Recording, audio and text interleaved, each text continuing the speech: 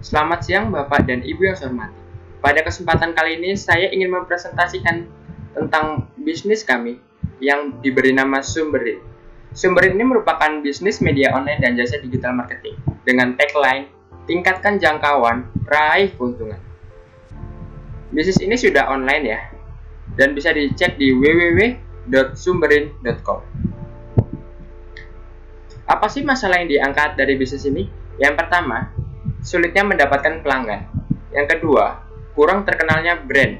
Yang ketiga, sangat minim bahkan tidak adanya review produk.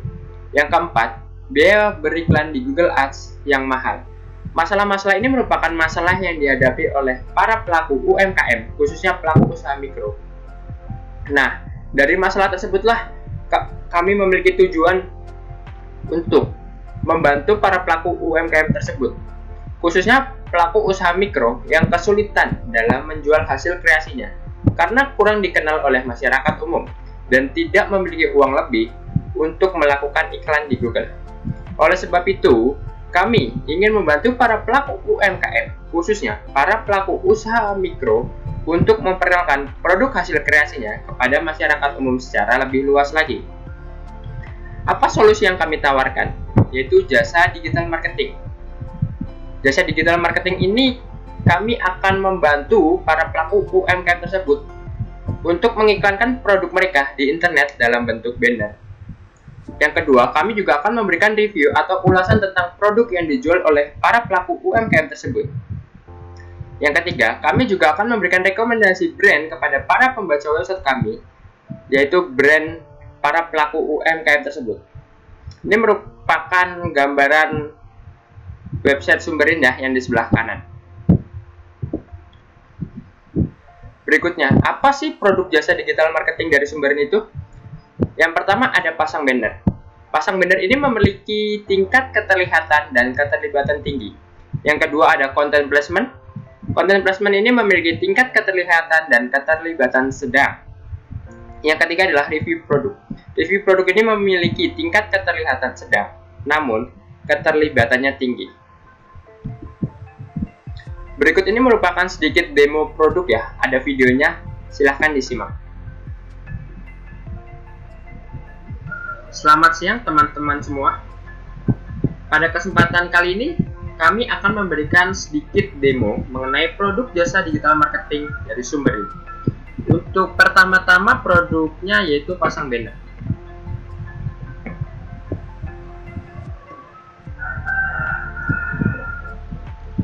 Untuk contoh demo pasang banner ada di sini, yang tulisannya Dominesia. Untuk pasang banner ini contohnya terletak di samping header ya. Tidak hanya di sini saja, nanti pasang banner juga bisa di samping atau di sidebar maupun di dalam artikel. Untuk produk yang kedua adalah content placement, yaitu cara membasmi rayap. Untuk content placement ini merupakan content placement dari Fumida yang anchor teksnya berupa anti rayap. Jadi ketika anti rayap ini diklik, nanti akan langsung mengarah ke fumida.co.id.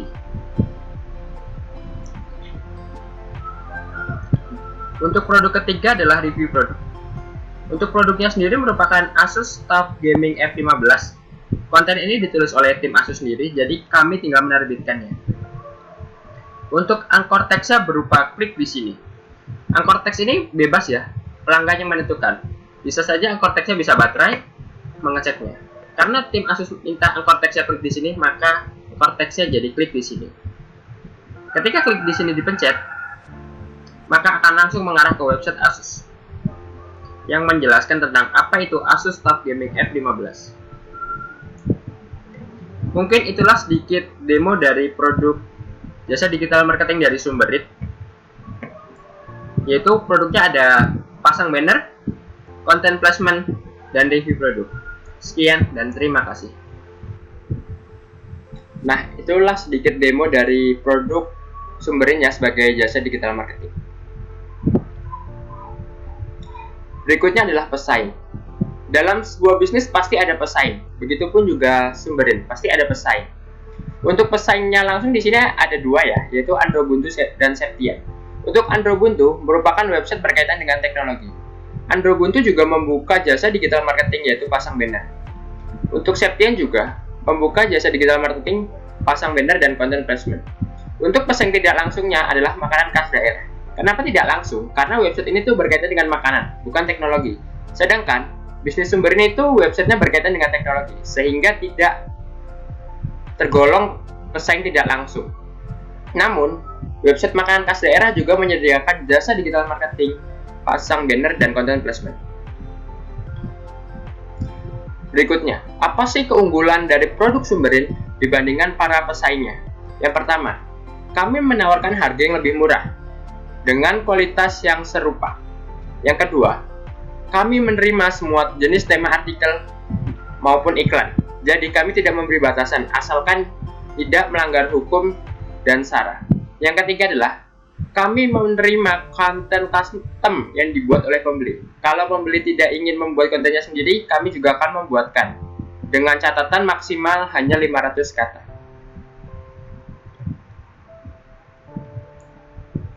Nah, bisnis ini juga memiliki sasaran pelanggan atau target konsumen.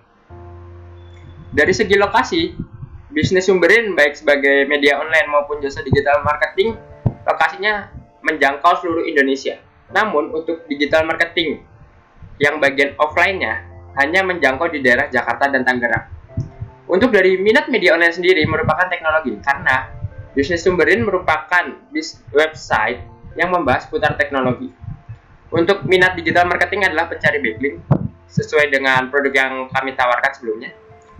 Nah, untuk berikutnya yaitu jasa digital marketing juga target pasarnya adalah para pelaku usaha mikro, di mana berdasarkan data Kemenko PUKM tahun 2019, jumlah usaha mikro sebanyak 64,60 juta. Mungkin tahun ini sudah meningkat drastis ya, mengingat pandemi itu banyak masyarakat yang mencoba untuk berbisnis sendiri. Berikutnya adalah hubungan pelanggan. Bagaimana sih Sumberin itu tetap terhubung dengan pelanggan-pelanggannya? Kami menggunakan berbagai medianya. Yang pertama adalah website Sumberin itu sendiri. Yang kedua adalah media sosial seperti Facebook, Twitter, dan Instagram milik kami. Yang ketiga adalah email yang tercantum di website Sumberin bagian kontak ya. Yang keempat adalah marketplace yang support produk digital seperti Sosiogo dan Raja Bakery. Agar para pelanggan kami juga menjadi loyal, kami juga menerapkan berbagai strategi. Salah satunya adalah memberikan pelayanan seramah mungkin. Yang kedua, kami menerima setiap kritikan yang diberikan. Yang ketiga, kami memberikan promo-promo yang menarik. Yang keempat, kami memberikan diskon di hari spesial. Yang kelima, kami berusaha memberikan respon secepat mungkin. Nah, berikutnya adalah strategi pemasaran. Bisnis Sumberin juga memiliki dua strategi pemasaran, yaitu yang untuk menjangkau konsumen maupun untuk meningkatkan pembelian. Untuk strategi menjangkau konsumen, kami menggunakan dua strategi. Yang pertama, menggunakan SEO atau Search Engine Optimization, di mana kami memaksimalkan teknik SEO yang kami miliki pada website kami agar artikel-artikel yang kami buat mendapatkan peringkat maksimal di Google. Yang kedua adalah beriklan, di mana kami menggunakan iklan untuk menjangkau pelanggan yang sebelumnya tidak terjangkau oleh artikel kami.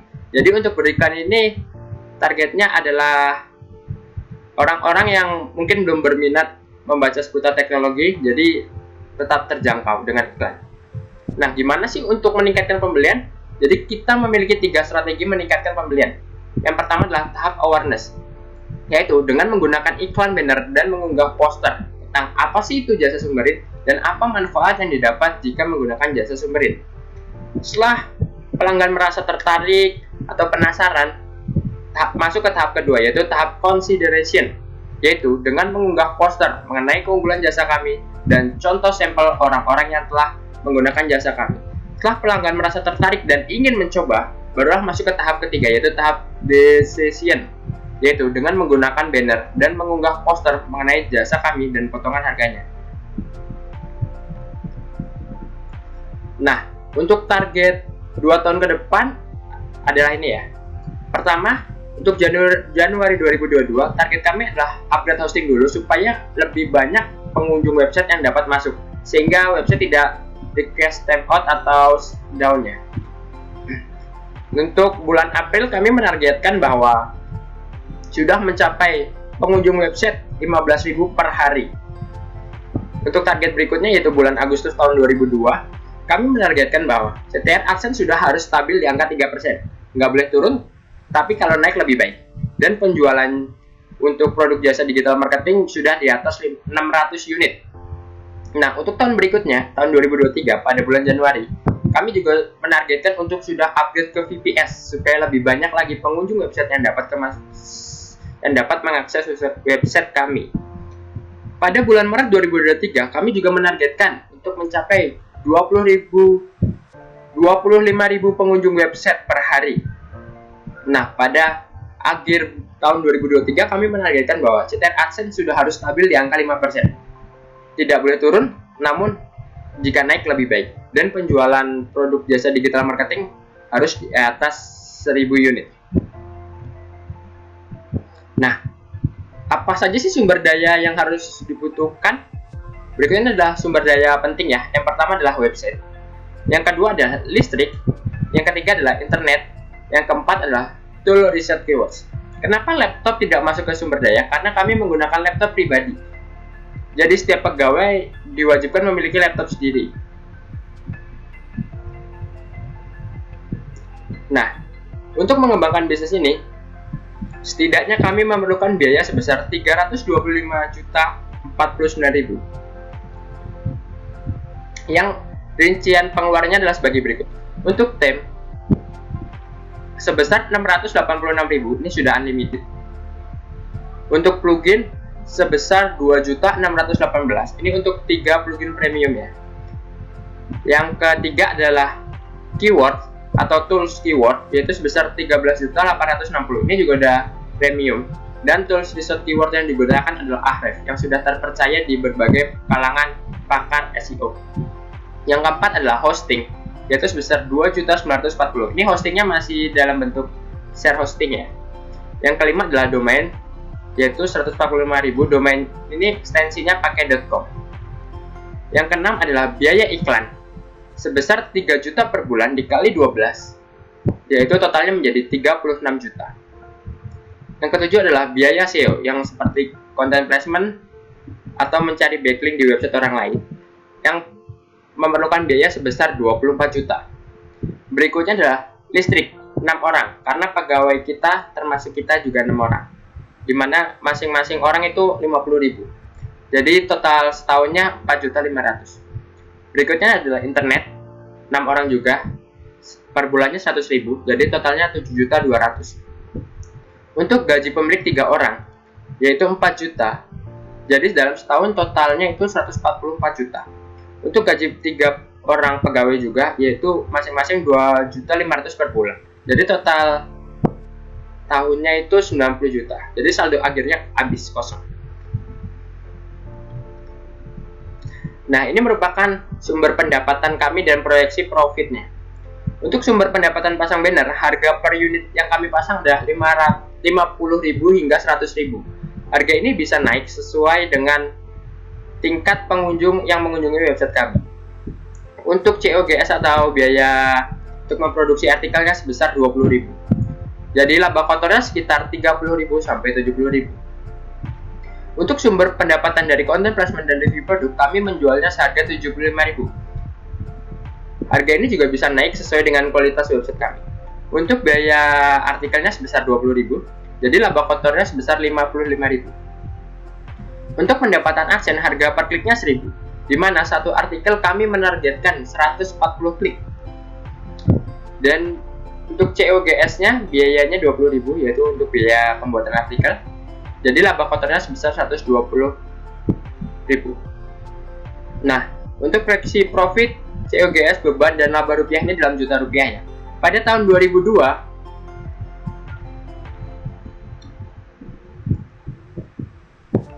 mungkin dilewat saja, tidak bisa. Ini proyeksi keuangannya yaitu pada tahun 2002, jumlah klik AdSense diperkirakan akan mencapai 164.250 dengan unit produk terjual sebesar 800 unit.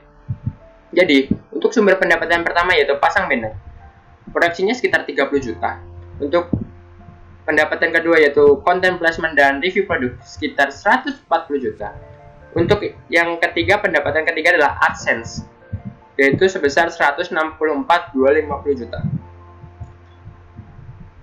Jadi total pendapatannya yaitu 334.250.000. Dikurangi dengan total biaya pembuatan artikel yaitu sekitar 15.800. Ini pembiaya artikel yaitu satu hari ada 2 artikel yang akan terbit.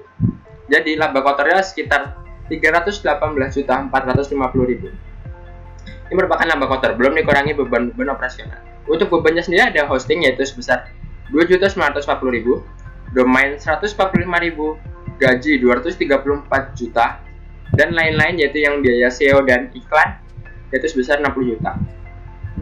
Sehingga total bebannya yaitu sebesar 297.085.000. Jadi laba kotor dikurangi bebannya yaitu sebesar 21.365.000. Dikurangi pajak sebesar 1.592.250 rupiah, sehingga laba bersih yang kami peroleh pada tahun 2002 yaitu sebesar 19.772.750.000.